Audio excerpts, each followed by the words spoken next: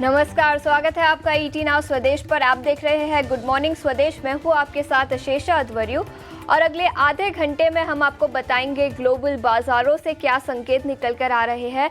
इसी के साथ खबरों के दम पर कौन से स्टॉक्स फोकस में रहेंगे, ब्रोकरेज रिपोर्ट से क्या निकल कर आ रहा है उस पर भी नजर डालेंगे और हमारे साथ कुछ खास मेहमान भी जुड़ेंगे जो हमें ट्रेडिंग आइडियाज देंगे इक्विटी और कमोडिटी मार्केट में। सबसे पहले ग्लोबल बाजारों से जो संकेत निकल कर आ रहे हैं उस पर नजर डालेंगे और गिफ्ट निफ्टी की बात करें तो यहाँ पर पॉजिटिव एक्शन दिखाई दे रहा है। करीब 150 अंकों की तेजी के साथ 25,900 के पार गिफ्ट निफ्टी पॉजिटिव स्टार्ट भारतीय बाजारों के लिए दिखाई दे सकता है। एशियाई बाजारों की बात करें तो यहाँ पर थोड़ा सा मिला जुला कारोबार है। याद रखें जापानीज मार्केट्स आज बंद है, वहाँ पर ट्रेडिंग हॉलिडे है जिसके चलते वहां से कोई संकेत नहीं आएंगे। लेकिन इसके अलावा बाकी मार्केट्स की बात करें तो यहाँ पर कॉस्पी फ्लैट ही एक्शन है, लेकिन गिफ्ट निफ्टी की बात करें तो करीब 150 अंकों की तेजी यहाँ पर दिखी है। लेकिन बाकी ग्लोबल बाजारों से क्या संकेत निकल कर आ रहे हैं वो बताने के लिए अब हमारे साथ वरुण जुड़ चुके हैं। Varun, good morning. बताएं भारतीय बाजारों की चाल आज कैसी रह सकती है और ग्लोबल बाजारों के संकेत कैसे हैं?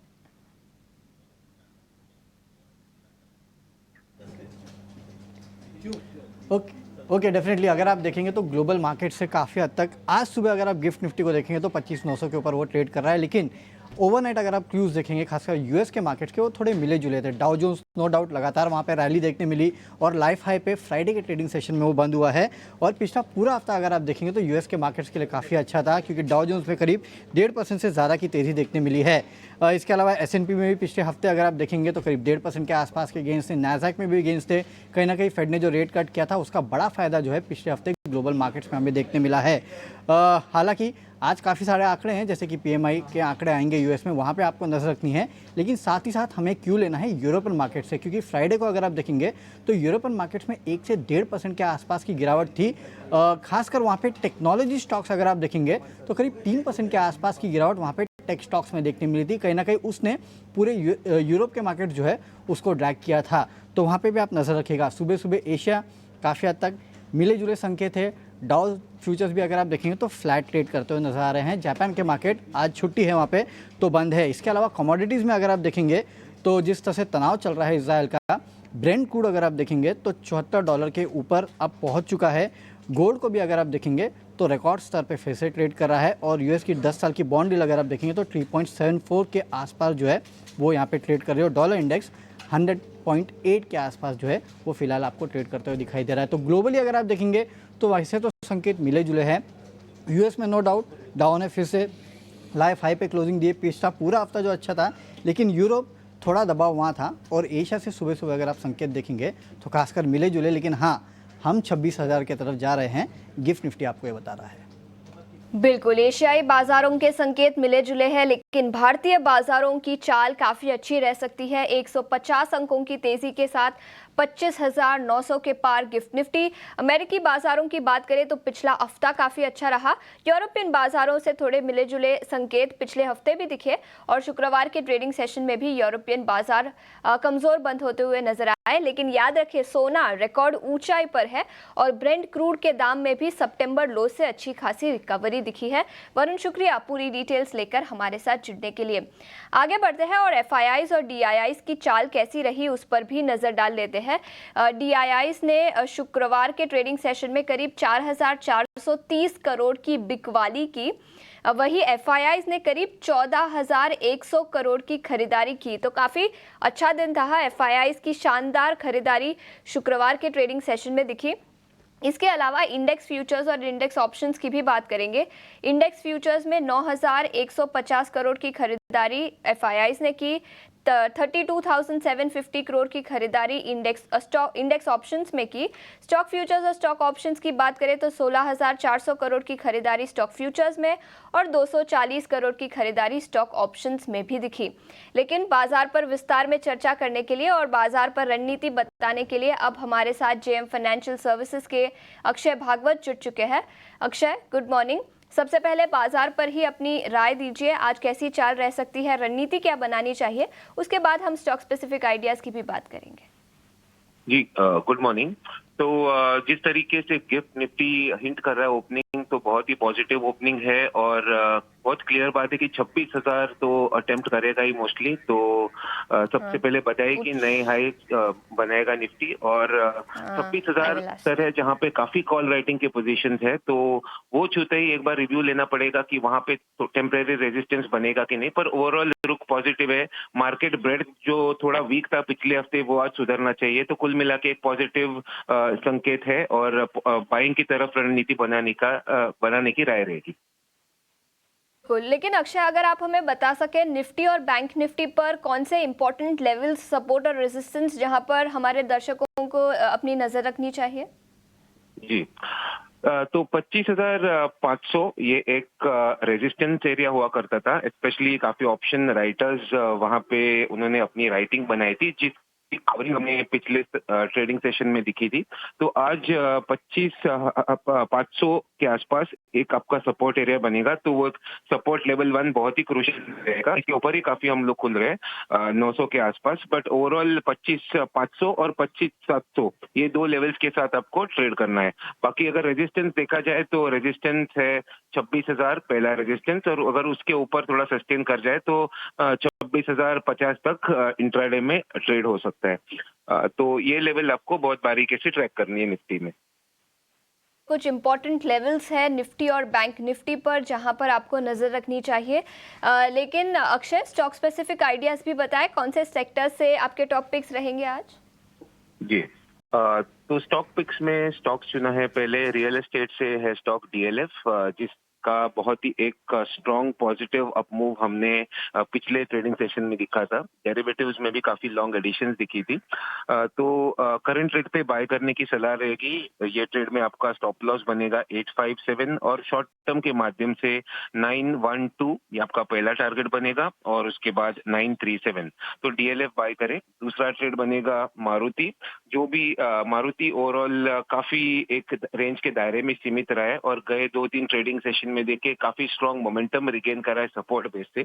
तो हमारा मानना है कि ऑटो स्पेस में ये एक स्टॉक हो सकता है जहां पे काफी आपको स्ट्रॉन्ग मोमेंटम पिकअप देखने को मिल सकता है। तो मारुति बाय करने की सलाह है विद अ टारगेट ऑफ 12782 और 12845, और ये ट्रेड में आपका स्टॉप लॉस बनेगा 12537 का। बिल्कुल, तो ऑटो सेक्टर से मारुति सुजुकी पर खरीदारी की राय, जहां पर 12,782 से 12,845 तक के लक्ष्य दिखाई दे सकते हैं। और इसके अलावा रियल एस्टेट सेक्टर से डीएलएफ, यहां पर भी खरीदारी की राय है 912 से 937। सो इन इंपॉर्टेंट लेवल्स पर अपनी नजर रखें, मारुति सुजुकी और डीएलएफ पर खरीदारी की राय। अक्षय, शुक्रिया अपना समय निकालकर ईटी नाउ स्वदेश के साथ जुड़ने के लिए। आगे बढ़ते हैं और खबरों के दम पर कौन से स्टॉक्स फोकस में रहेंगे उस पर नजर डालेंगे, और ये बताने के लिए अब हमारे साथ शरद स्टूडियो में जुड़ चुके हैं। शरद, गुड मॉर्निंग। बताएं, कई सारी कंपनियां फोकस में रहेगी, कई सारी कंपनियों को नए ऑर्डर्स मिले हैं, इसी के साथ कई सारी फार्मा कंपनियों को भी यूएसएफडीए से कुछ अप्रूवल्स मिले हैं। बताएं कौन से स्टॉक्स पर नजर रखें? जी बिल्कुल, गुड मॉर्निंग आशीष। और आपने आधा जो है खबर तो खुद ही रीड कर ली है, लेकिन ऑफकोर्स सबसे पहले बात करेंगे वोडाफोन आइडिया के बारे में। यहाँ पे 30,000 करोड़ का इन्होंने कंप्लीशन किया है डील का। इम्पॉर्टेंट बात यह है कि कंपनी जो है नोकिया, एरिक्सन, सैमसंग तीनों के साथ ही जो है टेलीकॉम इक्विपमेंट गेयर के जो है ओवरऑल बिजनेस की है। उत्कर्ष स्मॉल फाइनेंस बैंक में भी एक इम्पॉर्टेंट डेवलपमेंट आया है। बोर्ड ने अप्रूवल कर दी है रिवर्स मर्जर की अपनी होल्डिंग कंपनी के साथ। अब अगर स्कीम बताएं तो अभी अप्रूवल्स तो बहुत बड़े बड़े रेगुलेटरी अथॉरिटीज़, आरबीआई से भी सबसे बाकी है, बट अनाउंसमेंट आ गया है। और शेयर एक्सचेंज रेशियो बहुत ध्यान से सुनिएगा, 699 शेयर्स जो है उत्कर्ष स्मॉल फाइनेंस बैंक के मिलेंगे अगर 100 शेयर्स जो है होल्डिंग कंपनी के रहें तो। फेडरल बैंक में भी मूवमेंट हुई है। केवी सुब्रमण्यम अब जो है एमडी सीईओ का चार्ज ले लिए हैं। अगला अपॉइंटमेंट जो है 3 साल तक रहने वाला है। अदानी टोटल गैस एक बड़ा $375 मिलियन का जो है ग्लोबल फाइनेंसिंग इन्होंने जो है रेज किया है सिटी गैस डिस्ट्रीब्यूशन के बिजनेस के लिए। और जो लेंडर्स की पार्टिसिपेशन है इसमें बड़े दिग्गज लोग हैं जैसे कि डीबीएस और MUFG bank. Doctor Reddy's labs की बात करें तो जीरो ऑब्जर्वेशन आए यूएसएफडीए द्वारा इनके R&D सेंटर जो हैदराबाद में है। वही अगर ग्लेनमार्क फार्मा की बात करें तो यहाँ पे भी इनको जीरो फॉर्म 483 ऑब्जर्वेशन आया है औरंगाबाद के फॉर्मुलेशन फैसिलिटी में। बाइकॉन की बात करें तो यहाँ पे 3 ऑब्जर्वेशंस आए हैं यूएसएफडीए द्वारा उनके एपीआई प्लांट जो कि बैंगलोर में है।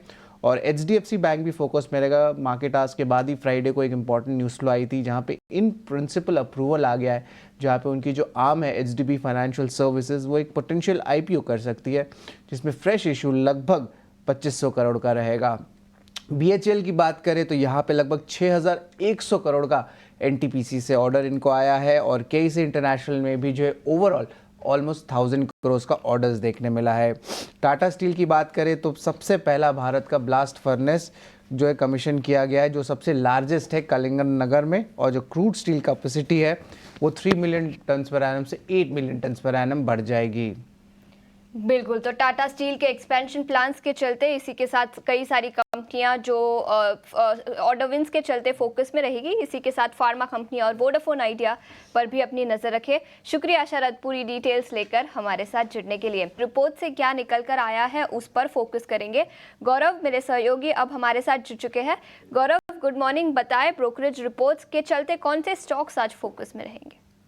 जी हाँ, तो सबसे पहले शुरुआत करते हैं इंडस टावर्स के साथ, क्योंकि सिटी ने यहाँ पे बाय रेटिंग बरकरार रखते हुए टारगेट प्राइस जो है वो 500 रुपीज़ का दिया है। उनका मानना है कि कहीं पे जो डिप हमने देखा था रिसेंटली वो एक अपॉर्चुनिटी है एक बाय करने के लिए, क्योंकि बिजनेस जो है वो एज़ यूजुअल ही चल रहा है। कहीं पे जो पास ड्यूज़ का क्वांटम है वोडाफोन आइडिया से वो बढ़ सकता है Q2 FY25 में, बट अगर हम बात करें कहीं पे एक डिविडेंड यील्ड की तो 6 to 7% का है, जो कि एक अट्रैक्टिव वैल्यूएशन पे भी मिल रहा है अभी फिलहाल के लिए। इसी के साथ बात करते हैं ग्लेनमार्क फार्मा की भी, क्योंकि इन्वेस्टेक ने यहाँ पे बाय रेटिंग बरकरार रखते हुए टारगेट प्राइस जो है वो 1900 रुपीज़ का तो दिया है। इसी के साथ साथ उन्होंने फास्ट लॉन्ग भी एक इनिशिएट किया है, क्योंकि उनका मानना यह है कि कहीं पे अर्निंग्स में एक अच्छा ग्रोथ जो है वो आगे जाके हमें देखने को मिल सकता है। औरंगाबाद फैसिलिटी में जो जीरो ये ऑब्जर्वेशंस मिले हैं वो भी एक पॉजिटिव चीज़ है कंपनी के लिए, और आगे जाके एक अच्छा ग्रोथ जो है वो इंडिया और रेस्ट ऑफ द वर्ल्ड से हमें आगे देखने को मिल सकता है।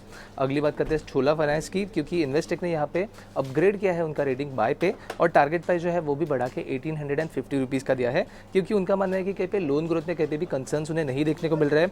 ROA को लीवर्स जो है वो काफ़ी अच्छे हैं, जो कि एक सेम लेवल पे हमें ROA रखने को देखने को मिल सकते हैं। इसी के बाद कहीं पे बैलेंस शीट में बफर जो है वो भी काफ़ी लिमिटेड है, और वैल्यूएशन जो है वो कहीं पे आउट परफॉर्म करने की काफ़ी ज़्यादा चांसेस है। और आखिर में बात करते हैं ICICI बैंक की, क्योंकि फिलहाल में ही हुए मैनेजमेंट मीटिंग में सिटी ने कहीं पे बाय रेटिंग बरकरार रखते हुए टारगेट प्राइस जो है वो बढ़ा के 1547 रुपीज़ का दिया है, क्योंकि उनका मानना है कि कहीं पे ग्रोथ मोमेंटम जो है वो मिड टीन्स में रह सकता है। आगे जाके LCR रेशियो काफ़ी कंफर्टेबल लेवल पे है, LDR रेशियो भी काफ़ी कंफर्टेबल लेवल पे है, range bound net interest margin जो है वो हमें आगे जाके देखने को मिल सकता है, और इसी के साथ साथ कॉस्ट एफिशिएंसी पे जो फोकस है उसकी वजह से ग्रोथ भी हमें देखने को मिल सकता है। तो ब्रोकरेजेस की माने तो ये सब कंपनीज में नज़र रखना काफ़ी ज़रूरी रहेगा, क्योंकि एक स्ट्रॉन्ग व्यू जो है वो हमें ब्रोकरेजेस की तरफ से इन सब कंपनीज पे देखने को मिल रहा है। बिल्कुल, तो मैनेजमेंट कमेंट्री के चलते ICICI बैंक पर अपनी नज़र रखें। इसके अलावा इंडस टावर्स याद रखें, टेलीकॉम कंपनियां और टेलीकॉम एंसिलरी स्टॉक्स पिछले हफ्ते फोकस में थे। आज भी कई सारी कंपनियों पर न्यूज़ फ्लो है। इंडस टावर्स पर भी अपनी नज़र रखें। ग्लेनमार्क फार्मा और चोलामंडलम फाइनेंस पर भी ब्रोकरेज रिपोर्ट्स आई है। गौरव शुक्रिया पूरी डिटेल्स लेकर हमारे साथ जुड़ने के लिए। आगे बढ़ते हैं और अब कमोडिटी मार्केट पर फोकस करते हैं, और आज हमारे साथ कुंवरजी ग्रुप के रवि दियोरा जी जुड़ चुके हैं। रवि बहुत बहुत शुक्रिया समय निकालकर ET नाउ स्वदेश के साथ जुड़ने के लिए। सबसे पहले ब्रेंट क्रूड की बात करेंगे। 10 सितंबर के लो से देखें तो शानदार रिकवरी दिखी है। $69 पर बैरल से रिकवर होकर अब $74 पर बैरल के आसपास ब्रेंट क्रूड चला गया है। बताएं यहाँ पर रणनीति क्या रहनी चाहिए? Good morning.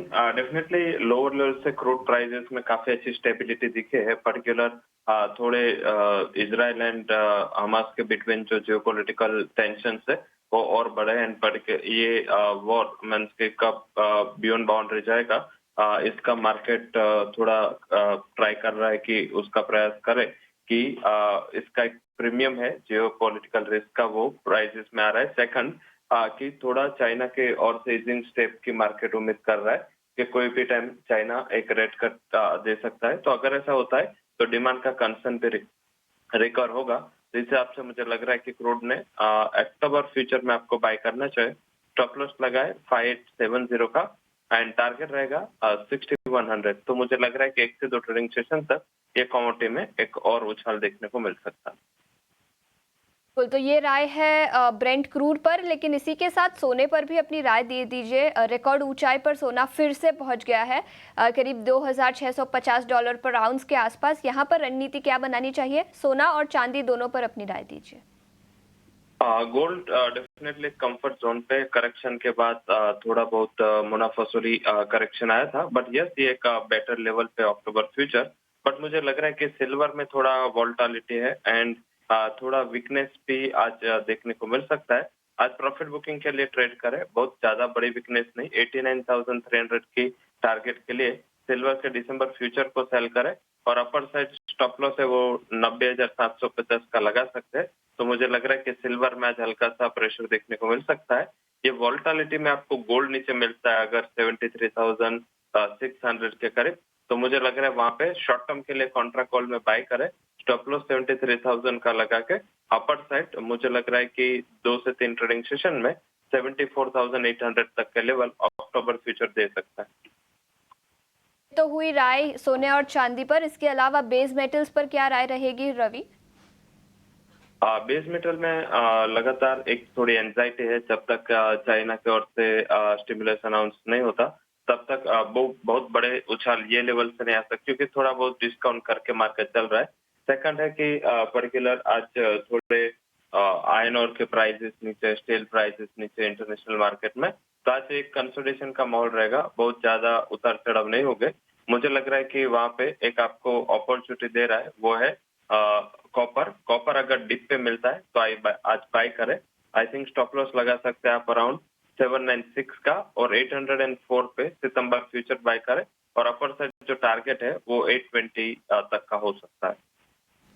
रवि, बहुत बहुत शुक्रिया कमोडिटी मार्केट पर अपनी रणनीति बताने के लिए और ईटी नाउ स्वदेश के साथ जुड़ने के लिए। लेकिन जाते जाते हम आपको बता दें, पिछले हफ्ते बाजार में जोरदार तेजी देखने को मिली। शुक्रवार को निफ्टी, सेंसेक्स और बैंक निफ्टी तीनों में नया रिकॉर्ड दिखाई दिया। लेकिन क्या बाजार में ये तेजी जारी रह सकती है? रिकॉर्ड ऊंचाई पर अब क्या रणनीति रहनी चाहिए? इन सभी पर हमने मार्केट एक्सपर्ट सुनील सुब्रमण्यम से खास बातचीत की। आइए आपको सुनाते हैं। हमारे साथ खास मेहमान हैं मार्केट एक्सपर्ट सुनील सुब्रमण्यम। शुक्रिया सर, आपने वक्त निकाला ईटी नाउ स्वदेश के दर्शकों के लिए। सर, शुरुआत फेड के फैसले से ही करूंगा। क्या लग रहा है आपको बाजार पर इसके बाद अब आपका क्या नजरिया है? इस फैसले का क्या फायदा होगा? आगे के लिए क्या संकेत मिल रहे हैं और बाजार में कहां नए मौके बन रहे हैं? देखिए, क्या है कि बहुत दिनों से अनसर्टेनिटी चल रही थी कि क्या यूएस में रेट कट का मौका आ गया है कि नहीं। दूसरी बात थी कि इकोनॉमिक डेटा, क्योंकि यूएस बहुत एक डेटा डिपेंडेंट फेड होती है ना, तो हर डेटा पॉइंट को इतना एनालाइज किया गया तो बहुत कंफ्यूजन था कि एक तरफ हाउसिंग स्टार्ट्स को देखते हैं, एक तरफ एम्प्लॉयमेंट को देखते हैं, एक तरफ कोर इन्फ्लेशन को देख रहे हैं, फिर सुपर कोर इन्फ्लेशन को देखते हैं। तो ये फाइनली एक क्लैरिटी आ गई कि फेड ने सोचा कि अब वक्त सही है एक भयंकर रेट कट करने की। तो इससे क्या है कि मार्केट्स को चीज ये है कि इकोनॉमी इतनी भी खराब नहीं है कि रिसेशन में चली जाए, at the same time inflation भी कंट्रोल में आ गया। तो ये जो सिग्नल आया है, और इससे और एक 25 बेसिस पॉइंट्स की रेट कट जरूर अगले पॉलिसी इस साल के अंदर ही देख सकते हैं। तो इक्विटी मार्केट को ऑलवेज रेट कट्स पसंद है। तो ये रुझान जो हुआ है, ये अभी उत्साह जो आप कह रहे हैं ना, ये एक रिलीफ मैं कहूंगा कि ये अनसर्टेनिटी हट गई है। इक्विटी मार्केट्स को अनसर्टेनिटी बिल्कुल पसंद नहीं है। अब थोड़ी सर्टेनिटी आ गई है कि यूएस इन्फ्लेशन कंट्रोल में होने के कारण एक ईजिंग रेट पॉलिसी कई महीनों तक हम देख सकेंगे, वो एक बड़ी बात है। अब आपने कहा कि ये कितने दिन तक लास्ट हो सकता है, क्योंकि अनसर्टेनिटी कुछ दिनों से थी, ये थोड़ी देर के लिए रह सकती है, मगर सामने दो चीज याद रखने की जरूरत है। एक है यूएस प्रेसिडेंशियल इलेक्शन जो नवंबर में हो जाएगा, उसका एक क्लियर डिसाइसिव मैंडेट की आशा भी है मार्केट को। अगर वो मैंडेट नहीं आई और वो इलेक्शन में 51-49 और जैसे फ्लोरिडा में ये हुआ था लास्ट टाइम भी, वैसा कुछ हुआ तो मार्केट शायद थोड़ी नर्वस हो सकती है। वो एक चीज है। सेकेंड चीज ये है कि अब मार्केट ये भी देखेंगे कि ग्रोथ की वापसी यूएस में, क्योंकि यूएस अल्टीमेटली ग्लोबल इंजन है और यूएस में ग्रोथ की वापसी होगी तो हमारे मार्केट्स के लिए भी, आईटी सेक्टर के लिए फॉर एग्जांपल, आपको बिजनेस बढ़ते हुए देख सकता है। यूएस की मैन्युफैक्चरिंग के कारण वर्ल्ड में एक कैपेक्स का साइकिल बूम हो सकता है। तो ऐसी चीज के लिए मार्केट ढूंढेगी खबर, और उस चीज के ऊपर भी एक वेट एंड वॉच सिचुएशन होगा। तो ये दो चीज मैं कहूंगा, एक यूएस इलेक्शन और ये फेड की जो अपना जो एक ग्रोथ की वापसी का एक स्ट्रॉन्ग नो ये इंडिकेशन सामने आना चाहिए, ये इंटरनेशनल। अब डोमेस्टिक मार्केट्स की बात करें तो हमारे लिए चीज यह है कि एफआई की फ्लोज दो कुछ महीनों से वॉलेटाइल रहे हैं, कभी अंदर कभी बाहर। अब शायद थोड़ा पैसा इमर्जिंग मार्केट्स की ओर आ सकता है।